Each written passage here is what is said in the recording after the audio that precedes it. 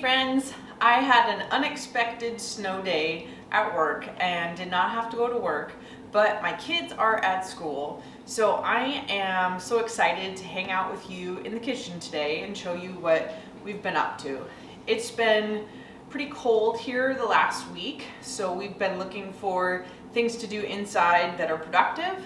And a few days ago, I took a lot of frozen things out of the freezer. And so what we're gonna be working with today is this stuff I'm trying to get out of the freezer and get preserved into a jar on the shelf. And so we are starting with tomatoes. I've got a mix of heirloom, everything from an heirloom to a cherry tomato in here. This was about 3 gallons of frozen tomatoes, and I'm gonna be using this to make my very first ever canned tomato soup. So I'm really excited about that, and to have some tomato soup that's just easy in the pantry, because that's something that my kids and my husband really like. So what I'm doing here, I've got these all thawed, and I also have been draining them for the past couple of days as they've thawed. And so I've already gotten rid of quite a bit of that water. Next up, I'm going to drain the remainder of the liquid that's in with these tomatoes. And the goal is that this is going to be a really concentrated tomato puree that I can use with chicken stock to make a really delicious soup. The liquid that just came out of there is quite concentrated, especially compared to the liquid that I was pouring off at the beginning of the process when they were first thawing. It was much more clear and just water. Now we're really getting into some juice from the tomatoes. And so this I'm actually gonna save. I don't know what I'm gonna do with it, but who knows? Up next, I'm going to be putting the tomatoes through the tomato strainer, and this will remove the skin and the seeds. And then I'll just have pulp coming out down here in this lower part, and then there's a bowl in the back that catches the tomato skins and seeds as they're pushed through. So it gets pretty loud. I'm just going to get to work.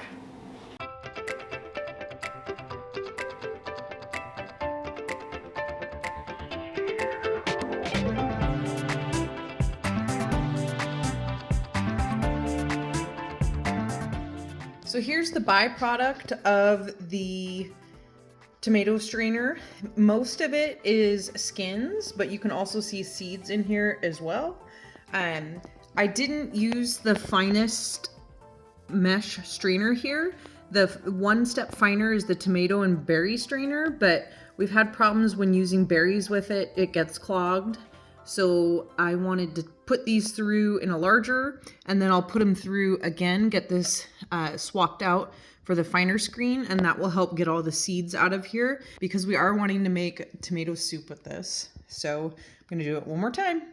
After changing the screen on the tomato strainer, I poured all the crushed tomatoes back into the strainer and processed the mixture again for a second time. I was super pleased with how smooth it came out after the second time. Now, I wasn't going to be making the tomato soup that day, so I actually put all of this mixture back into a pot and into the fridge so that I could can the tomato soup this weekend. Next up, from the things that I took out of the freezer, I've got a gallon Ziploc bag of frozen apple slices. I put these through my apple core peeler and then sliced them up. And I'm gonna actually dehydrate these.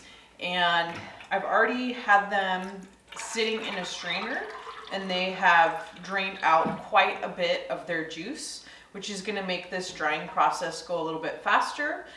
Plus it gives us a little bit of tasty juice. However, it does make me think, now that I'm looking at this flavorful juice here, if I were to have dehydrated these fresh, those extra sugars and flavors in that juice would have stayed in the apple, and when it dehydrated, those flavors would have stayed concentrated. But I doubt it's really going to make a big difference in these dehydrated apple slices. So now I'm going to get these layered out onto there and get that plugged in so we can have a snack in a few days. I have to admit, I was just thinking about these apples, and when I put them in the freezer, these were from fall of 2022. So fall of 2023, that batch of apples, I just processed into applesauce a few days ago, and we even still have some of those apples whole. So these apples had to have been from our prior season of apple buying, and I'm glad that I'm finally getting to making the apple chips that I thought about originally. I don't know why I didn't put them in the dehydrator then. I'm guessing I already had it full of another batch and just had these in the freezer waiting.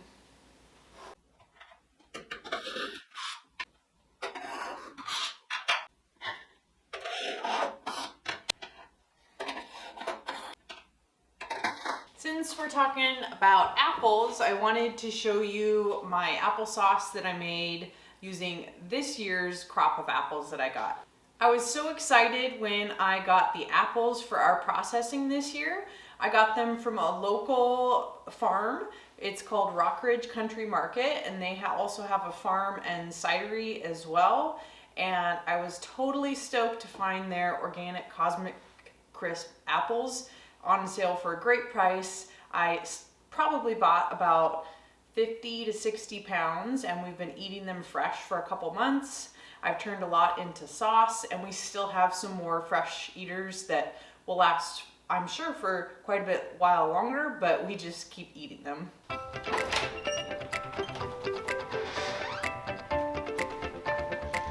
All right, let's take a look at the pantry. We do have a lot of products that aren't homemade and they're store-bought, but I do want to highlight the products that we have made with you that we have in here today. So I'm just going to go from one side to the other and show you some of what we have. This isn't all of the products that we've preserved ourselves. We keep a lot in our garage as well. But for today, I'm just going to show you what I keep here in our pantry that is adjacent to our kitchen. So over here, I've got canned peaches. We've gone through most of the yellow ones, and now we have some white peaches. I wish that I bought more peaches and canned more peaches, and next year we'll do more. I think I did about 40 pounds this last summer, so we'll probably want to do maybe 60 or potentially even double that next year because we really enjoy canned peaches. Next up, we've got 3 types of jam at the moment.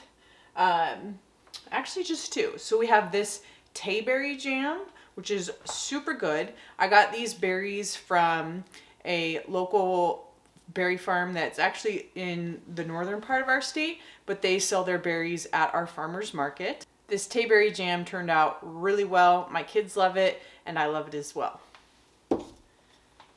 Next up is the blackberry jam that we labored so hard over. So these are blackberries that we've just harvested wild from our property. They're an invasive plant around here, and they grow like crazy.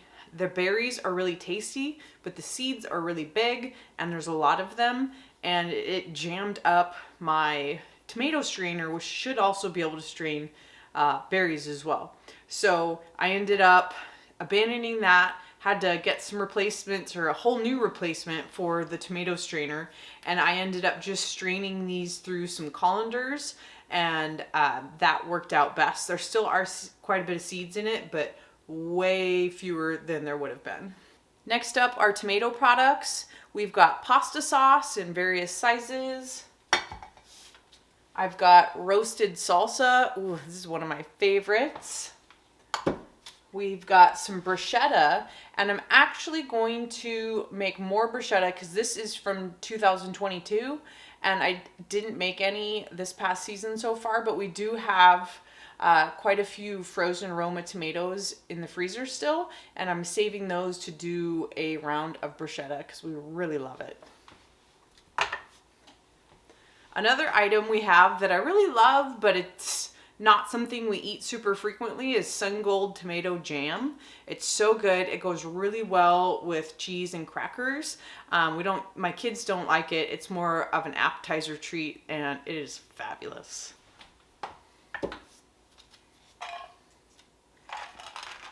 Something we have a lot of, and I really love, but need to use more often, are dehydrated tomatoes. Most of them are cherry tomatoes, and what I do during the growing season is, I cut them in half, put them on my dehydrator, and let them do, oh, that smelled so good. Let them do their thing, and then I store them in these jars. When it comes time to use them, I'll fill the jar up with water, let it soak for maybe 8 hours or so, and then drain that water off. And then these are nice and soft, ready to go for pastas, omelets, eggs, salads, whatever you'd like to put them on, and they are delicious in the winter. Some of our other favorites that we always have a lot of, we've got salsa verde.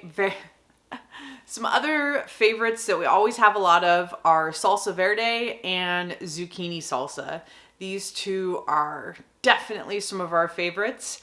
The kids, nope, of course they don't eat them. They don't eat a lot of the things that I make, which is really sad and a whole nother conversation. But these are really good. We also have a lot of dehydrated zucchini, which I really love to add to soups. I use it as a thickener. I can put it in all kinds of things, in sauces, and it just adds that little bit of veggies, and it's nice because they're not squishy. They're diced up really small in my food processor and add some great flavor and texture. And we are still working on our canned green beans from 2022. We didn't grow barely any green beans this last year because we had so many from the year prior, but I look forward to having a bunch of green beans this next year and trying new ways to preserve them. This past year, I've been practicing a lot of pressure canning, and it has added so much versatility into the things that we can and how I can use them. We've canned a lot of bone broth and chicken from our own farm-raised chickens. So the bone broth is super easy. I just keep bones in my freezer, and once we've got a large enough batch, then I'll make bone broth. So we're constantly making it and constantly going through it. I shouldn't say constantly. It's probably like on a quarterly basis that I make it. Sounds about right. We've also started canning meat, which has been really helpful because there's those times where you don't have anything defrosted or you don't have anything for lunch, and this is a great addition. So I've got canned chicken breast, which has been really great for me to take to work for putting it on a salad or something like that to add protein to my lunch.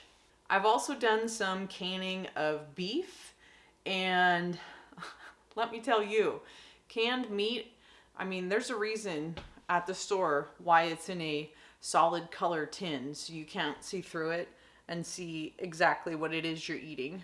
It is not appealing looking, but my goodness, it's delicious. And this, I'm not sure what's going on with this can. This did not get filled all the way. Here we go. This one's a little bit better. So a lot of canned beef we have handy for tacos and things like that. It's really nice to be able to just toss this in a pan, heat it up, and then season it how we want to go with whatever we're having. Well, friends, thanks so much for hanging out with me today. I hope you enjoyed just seeing what we've been up to in the kitchen and how we're trying to use all of the things that we produced last year and put into our freezer or put into our pantries. I've got a lot more things that I need to pull out of the freezer so that we can have room for more food that we're going to grow this year. I hope you're having a great day and look forward to seeing you soon.